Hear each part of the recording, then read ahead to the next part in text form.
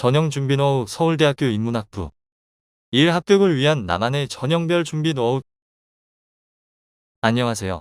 저는 지역 균형 선발 전형으로 합격했지만 1학년 때부터 나는 반드시 이 전형으로 서울대학교에 입학하겠다 라고 생각해온 것은 아니었습니다. 오히려 제 수시 준비 과정은 그냥 일반 학생부 종합 전형을 준비하는 학생들과 별반 다를 바 없었습니다.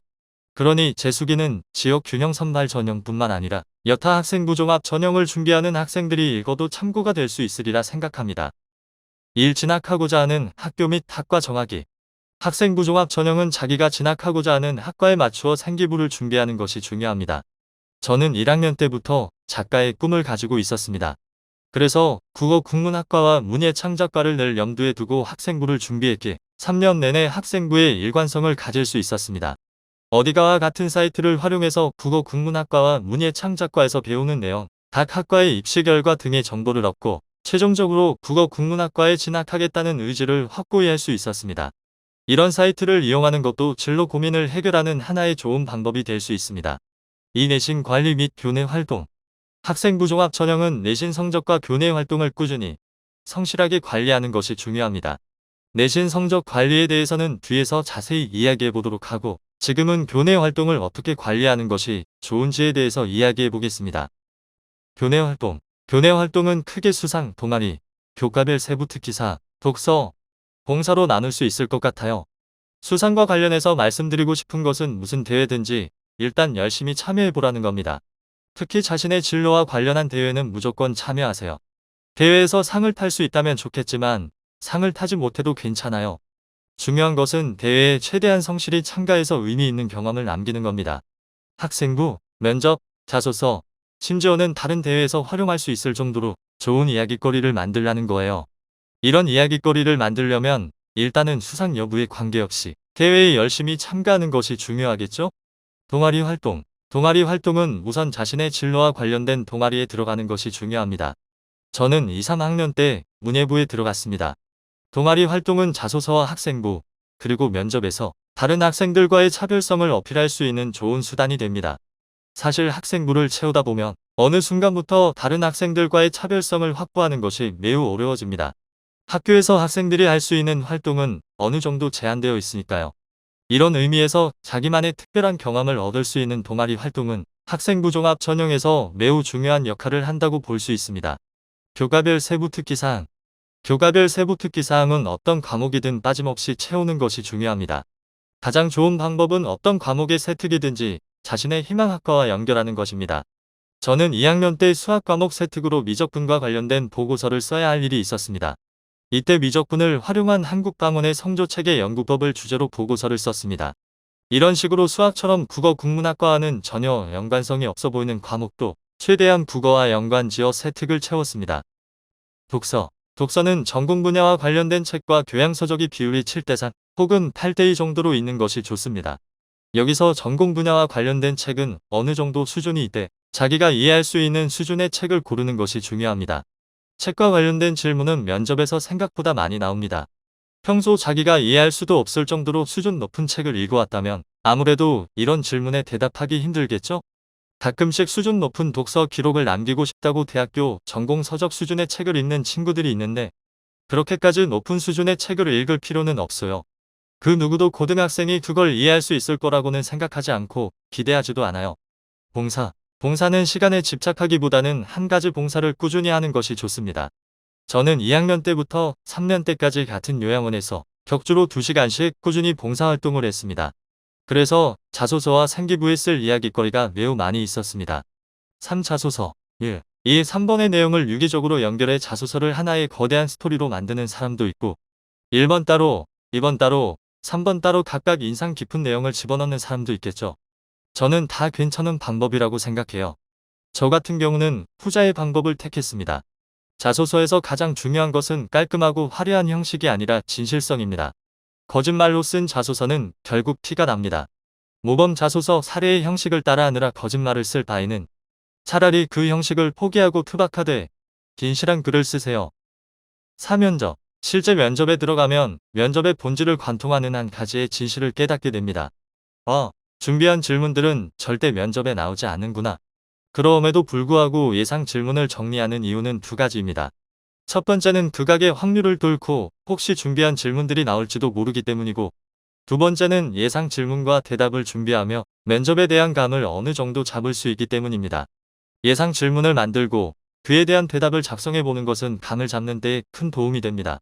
이 내신 성적 관리 팁. 1. 내신 관리의 가장 중요한 것은 첫째도 복습, 둘째도 복습입니다. 매일 배운 내용을 미루지 말고 그날 꼭 복습하세요. 복습에서 가장 중요한 것은 반복입니다. 특히 탐구 과목에서의 반복적인 복습은 필수적입니다.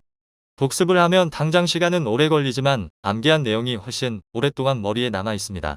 이 적어도 시험기간 3주 전에는 3주치의 공부 계획을 미리 세워두세요. 너무 꼼꼼하게 세울 필요는 없어요. 그냥 이날에는 이 과목을 공부하겠다 정도면 충분합니다. 내신 관리에 있어 가장 중요한 것은 어느 한 과목의 성적도 놓치지 않는 겁니다. 하지만 계획 없이 공부를 하다 보면 어느 한 과목은 공부를 끝마치지 못하고 시험을 보게 되기 십상입니다. 미리 계획을 세워 이런 불상사는 일어나지 않도록 합시다. 3시험 기간이 아닐 때 어떤 공부를 할지 미리 생각해 둡시다. 시험 기간이 아닐 때는 시험 기간이 되면 자연스레 소홀해지는 과목들을 공부하는 것이 좋습니다. 저는 수학을 잘 못해서 수학 문제 풀이에 늘 많은 시간을 소요했습니다. 그러다 보니 다른 공부들로 바쁜 시험 기간이 되면 한번 공부할 때 시간이 오래 걸리는 수학 문제 풀이에 자연스레 소홀해지게 되더라고요. 그래서 시험 기간이 아니라 시간이 많이 남을 때 몇 시간씩 수학 문제를 풀었습니다. 3. 수시 준비 성공 사례. 수상. 저는 국어 국문학과에 진학하겠다는 목표를 가지고 있었지만 최대한 다양한 분야의 대회에 참가하려고 노력했습니다. 지리 올림피아드, 교내 정책 공모전, 심지어는 교내 과학 올림피아드에도 참여했습니다. 그 밖에 글쓰기나 국어, 문학과 관련된 대회에는 하나도 빠짐없이 전부 참여했습니다. 통일 101장 대회, 문학사 연구 대회 등등. 입상은 교과 우수상을 제외하면 대략 30에서 35개 정도 한 것으로 기억합니다. 동아리 및 봉사. 동아리 같은 경우에는 1학년 때 독서 토론 동아리, 2학년 때 문예 창작 동아리, 그리고 3학년 때 문학 동아리에 가입했습니다. 이 경험은 자소서 1번의 내용으로 활용했습니다. 2, 3학년 때는 문예부를 만들어 활동했습니다. 2년에 걸쳐 문집을 제작한 경험은 자소서 2번에 활용했습니다. 3년 동안 대략 교회 봉사 100시간, 교내 봉사 60에서 70시간 정도 한 것 같습니다. 교과 세부 능력 및 특기사항. 저는 어떤 과목의 세특이든 되도록 제 진로와 연관될 수 있도록 노력했습니다. 3년 동안 발전하는 모습을 세특에 넣기 위해 노력했던 것 같아요. 예를 들어 1학년 때는 한국 문학사에 대한 전반적 흐름을 주제로 보고서 작성 및 발표를 했다면 2학년 때는 한국 문학사에서 드러나는 소설 창작 기법의 변화, 3학년 때는 한국 문학사 속 창작 기법의 변화에 따라 변화하는 공간의 의미를 발표하는 식으로 주제를 점차 심화시키면서 3년 동안 국어 세특을 채워나갔었습니다. 자소서. 자소서에 관련해서 한 가지 팁이 있다면 저는 희망학교가 지향하는 가치들을 조사해서 그것을 자소서에 조금씩 녹였습니다. 특히 어디가의 전형 정보 검색을 활용해서 정보를 얻었습니다. 4. 수능 공부 노하우. EBS 연계 교재를 꾸준히 복습하라는 것은 너무 당연한 말이니 굳이 언급하지 않겠습니다. 국어, 화작문 공부는 너무 열심히 하지 마세요. 차라리 그 시간에 비문학을 푸는 것이 좋습니다. 비문학 문제를 꾸준히 풀다 보면 자연스레 화작문도 풀려요. 비문학은 이틀에 서너 문제 정도는 꼭 푸는 것이 좋아요. 문법은 하루에 조금씩 하기보다는 한 달 정도를 잡아서 모든 개념을 집중적으로 학습하고 이후에 2주일에 한 번씩 다시 복습하는 걸 추천합니다. 문학은 우선 많이 푸는 게 중요합니다. 최대한 눈에 익은 지문을 많이 만들어 두세요. 국어 문제를 틀리는 대부분의 이유는 학생의 독해 능력이 떨어져서가 아니라 독해 시간이 부족해서라고 생각합니다.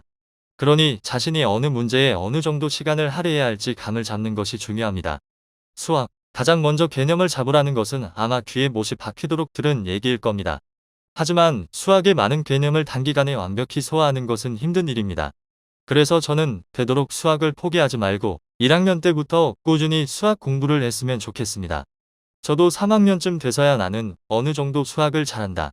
나는 자신감을 가질 수 있었습니다. 수학 개념을 익히는 것은 무작정 개념집을 달달 외운다기보다는 직접 문제에 부딪히며 외운다고 생각하세요.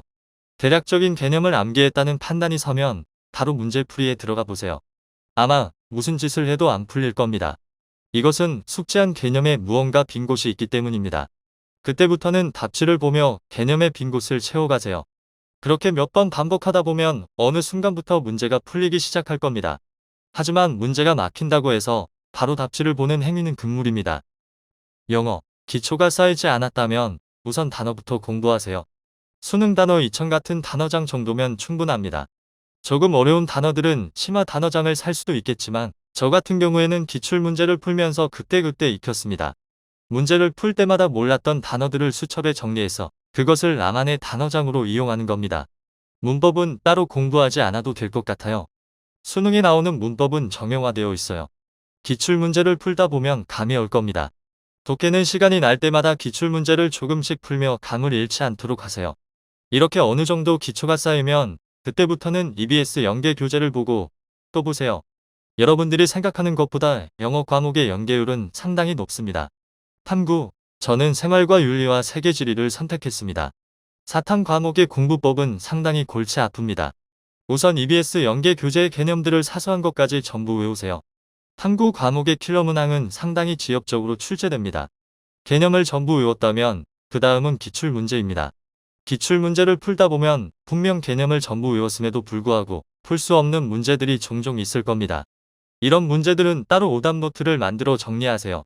그리고 그 문제의 답안을 하나의 개념으로 생각하고 따로 외우세요. 잠은 꼭 잘 주무세요. 잠은 누구도 이길 수 없어요. 내신 관리를 위해서는 반드시 1교시 수업을 들어야 하고 수능과 모의고사는 아침부터 치릅니다. 저는 괜히 불안해서 하루에 4시간도 못 자면서 공부를 했었는데 지금 생각해보면 그럴 필요는 없었던 것 같아요. 아무리 못해도 밤을 새우지는 맙시다. 또 하나, 자신을 너무 책망하지는 맙시다. 고등학교는 수험생활을 하는 곳이기도 하지만 어린 시절의 추억을 쌓는 곳이기도 합니다. 가끔은 친구랑 놀 수도 있고 의미 없는 대화를 하며 시간을 때울 수도 있어요. 오늘 공부를 하지 못했다고 해서 수험생활이 망하는 건 아니에요. 내일 더 열심히 하면 되는 거니까요. 이런 식의 멘탈 관리는 긴 수험생활에 있어 필수입니다. 수험생 여러분, 응원합니다.